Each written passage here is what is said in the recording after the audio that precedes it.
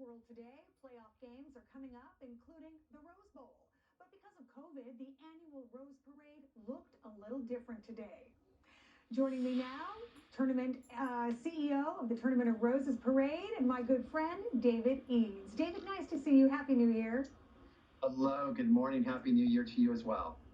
Yes, good morning. I know you are a busy man today, and a bittersweet day, right? Because I know you look so forward to this event every year, and it did unfold on people's television sets across the nation, but in a different fashion. Tell us how it's different this year because of COVID. Sure, because of COVID, back in July, we had to make that tough decision to actually cancel this year's Rose Parade. Mass gatherings are just not allowed underneath the current ordinances. And so we decided to reinvent ourselves, pivot as people have done across the country, and we envisioned a new celebration.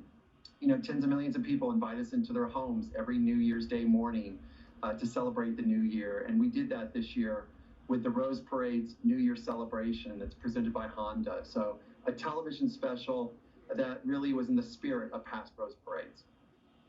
Yeah, and I was doing a little bit of reading about the Rose Parade. I understand it's only been canceled 3 times in the history of the parade, dating all the way back to 1891, canceled those other times because of world wars, a different kind of war going on in our nation today. So what about the thousands of volunteers and people who work on this event every year?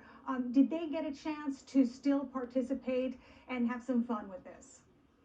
Yeah, so we tried obviously to include our volunteers as much as possible into our celebration television special this year. So you will see highlights of our white suiters, our 935 volunteers that usually work throughout the year in producing the Rose Parade. And obviously we're starting work on next year's parade already. So, the work never ends, but it just looks a little bit different this year. Yeah, but we still got to see the floats, right? There were musical performances. There were some virtual performances by marching bands and the floats. So at least people who tuned in to feel that tradition, they still felt a little bit of that, right? Oh, absolutely. We were able to showcase some of the behind the scenes work that goes into producing the parade, how floats are built, how the flowers and other materials are placed onto floats. Typically in a Rose Parade broadcast, you don't get to see a lot of that. And then we also had, an opportunity to reach out to our global market and invite people to send their wishes of the new year. And so that was a really poignant moment when you saw people's hopes for the new year in 2021. Yeah, maybe some nice traditions you can incorporate into next year. You never know. But without the fans on the ground, and so many people turn out to Pasadena to see this every year, I imagine businesses around there are struggling from the loss of business. In fact, I think we have a clip of sound from, we have a clip of sound on this. Let's go ahead and play that. The millions of dollars, the Rose Bowl Stadium alone not having a game just for that one day on January 1st is close to $5 million. Yeah, and that was Lisa Derderian, city spokesperson for Pasadena. That's a tremendous loss of income for those business owners in the city of Pasadena. How do you make that up? Can you make that up?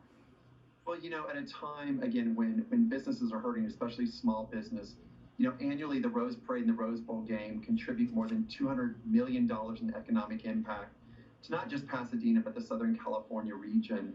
And so now more than ever, it would have been nice for us to be able to contribute financially into our community. But again, what we've tried to do, working throughout the year, we've partnered with the LA Regional Food Bank and donated $100,000 for food scarcity here in the Pasadena area.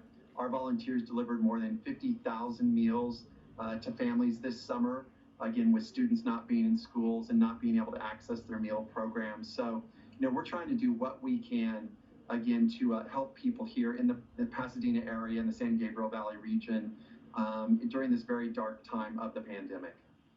Okay, well, that's wonderful. And thank you so much. And of course, the Rose Bowl game does continue today in Texas, so people can look forward to that. David Eads, CEO of the Tournament of Roses Parade, thank you so much and Happy New Year. Thank you. Happy New Year to you. So coming